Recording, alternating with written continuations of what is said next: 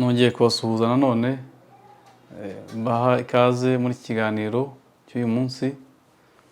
Nk'uko twagiye tubivuga mu biganiro byashize, twibanda cyane ku kubafasha gusobanukirwa amategeko agezweho cyangwa se mashya n'asanzweho kugira ngo adufashe kubaho mu buzima bwa buri munsi aturengera kandi tutagongwa nayo.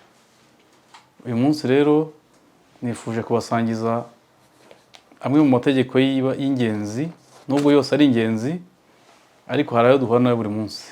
Aho nifuje kubasangiza ayo mategeko kugira ngo niba utanabitekerezagaho wihutire kurireba, ntiwarisoma ryose ariko urebemo ibikurengera, urebe kandi n'ibyatuma utazagongwa naryo. Itegeko rya mbere rikomeye kuruta andi mategeko mu bihugu byose ni itegeko nshinga. Itegeko nshinga niryo rikubiyemo uko andi mategeko yose ashyirwaho, niryo riyobora andi mategeko, niryo amategeko yose ashingiyeho. Ni naryo riyobora uko abanyagihugu cyangwa se ibikorerwa mu gihugu cyose bikorwa, mbese ni regirateri cyangwa se niryo riyobora igihugu. Itegeko nshinga rirakomeye cyane, niryo amategeko yose ashingiyeho. Ndumva rero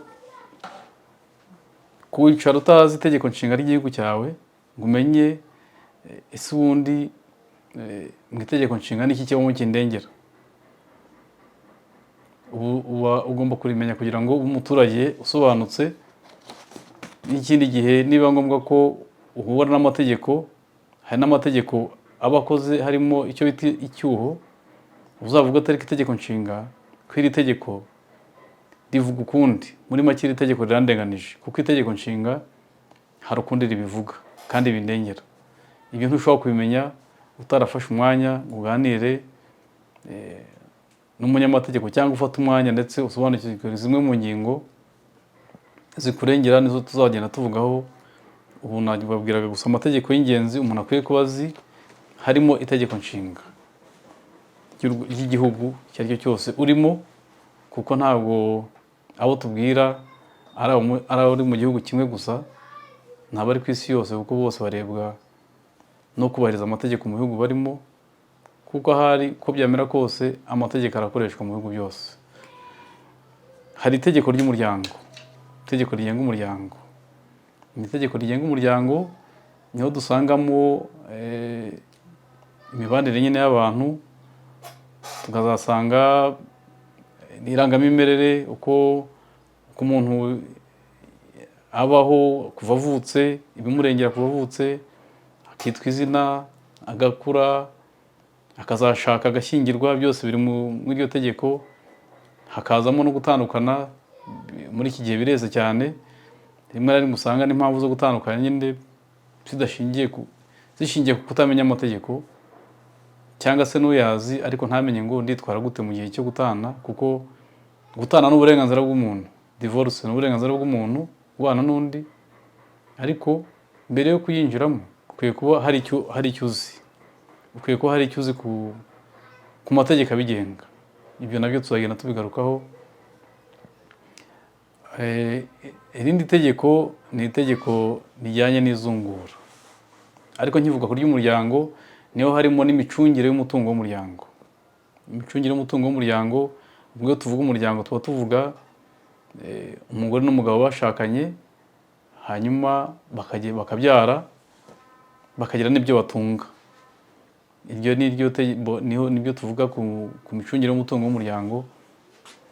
Nabyo birimo, abantu bakunda no kubigiramo ibibazo cyane, ugasanga umwe ashobora gukoresha umutungo uko abishatse, ariko nyamara burya umutungo witwa uw'umuryango si uw'umuntu umwe, bifite uko bigenda. Hakataho rero n'itegeko ry'izungura.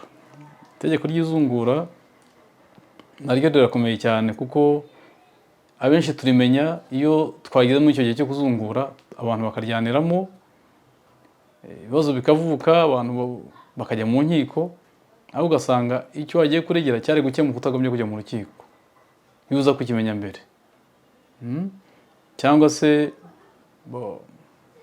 abashobora kugira ibyago byo kuba imfubyi, ababyeyi batagihari cyangwa se umubyeyi umwe atagihari, ugasanga umubyeyi usigaye yishakiye undi mugore, abyaye abandi bana, mwebwe bakomoka kuri nyakwigendera mugize ibibazo kandi mufite amategeko abarengera, mufite itegeko ribarengera kuri wa mutungo w'umuryango namwe mubarizwamo.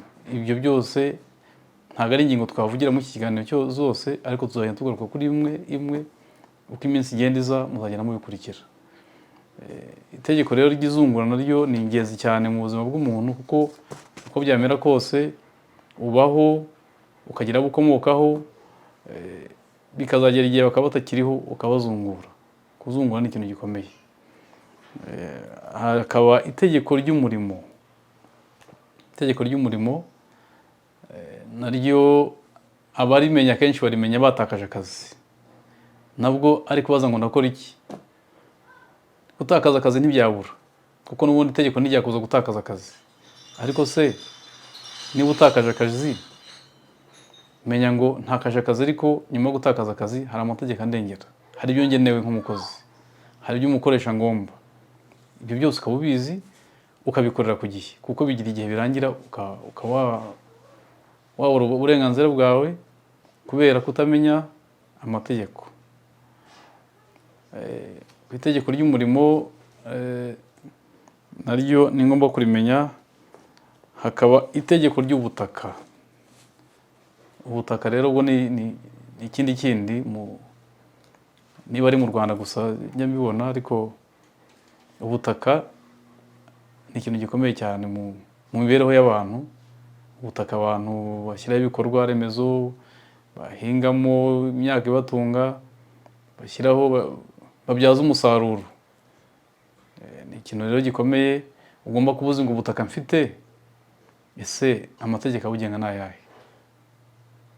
Ugomba kuba uyazi kugira ngo ejo utazatakaza ubutaka bwawe, ejo umuntu atazaza akaguguza ubutaka bwawe, ejo utazakorera amakosa mu butaka bwawe, kuko ubutaka leta irabudutiza cyangwa leta zibutiza abantu.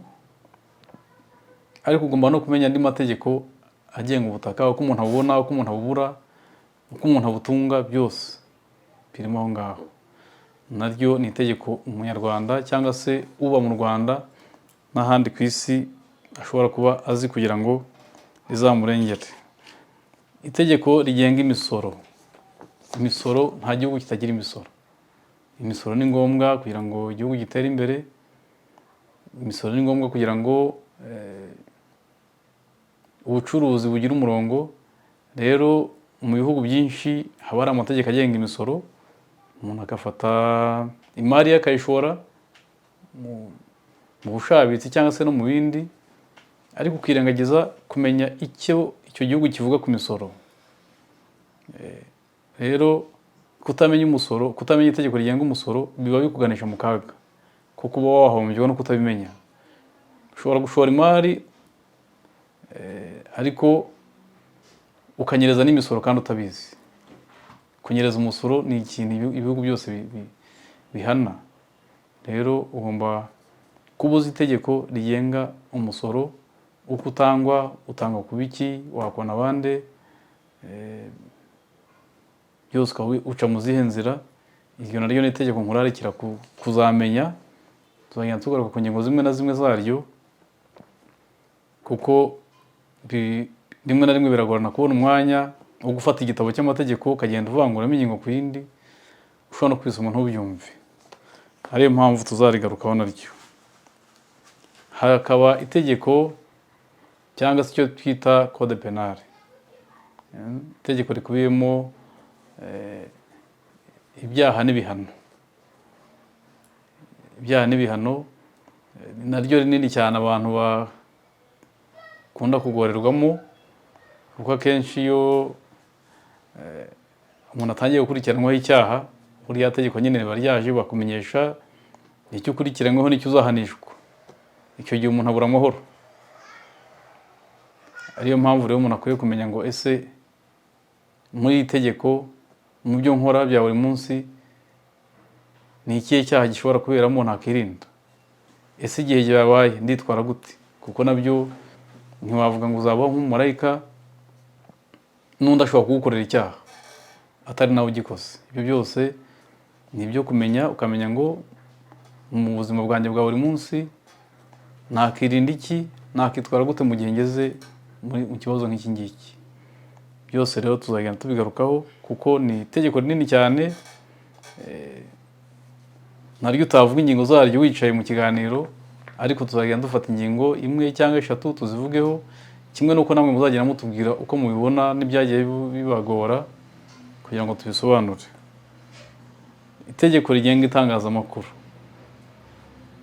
mu Rwanda cyangwa no mu bindi bihugu, itangazamakuru rigenda ritera imbere cyane, ariko ugasanga abakora itangazamakuru bararikora nyine mu munyenga no mu gushakamo amafaranga uko bishoboka, ariko akirengagiza ko hari amategeko abigenga, akaba yakoreramo ibyaha. Hajya habonekamo inkuru, usanga umuntu akoze inkuru isebanya kandi nyamara birahanirwa.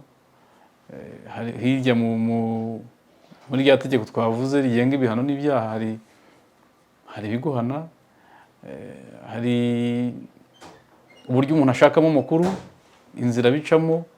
Ibyo byose biba byarateganijwe muri rya tegeko. Umunyamakuru cyangwa se n'undi ufite aho ahurira naryo akwiye kubaza ngo amakuru aboneka ate, atangwa ate, nihe ntarenga, nihe abandi batarenga. Itegeko riba ryarabiteganije.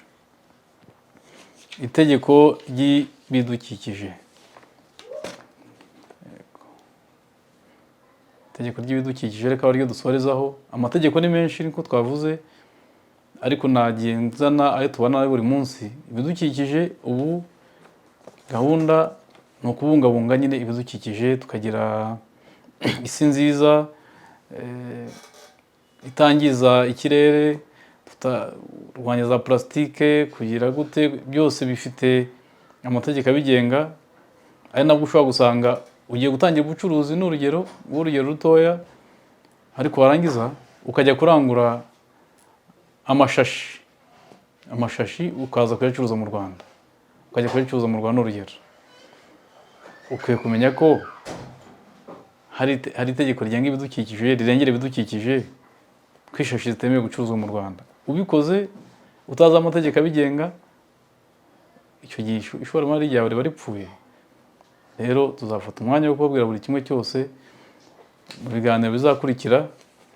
Reka uyu munsi dusoreze hano, tubararikire kuzakurikira igice gikurikiyeho kizagenda kizana ibyo mutekereza byose ko byari ikibazo kuri mwe, ariko namwe muzatubaze, mujye mutwandikira tubasubize, nubwo twiteguye kubaha n'ibindi byinshi. Murakoze, tubararikiye kuzakurikira ibikurikiraho. Murakoze.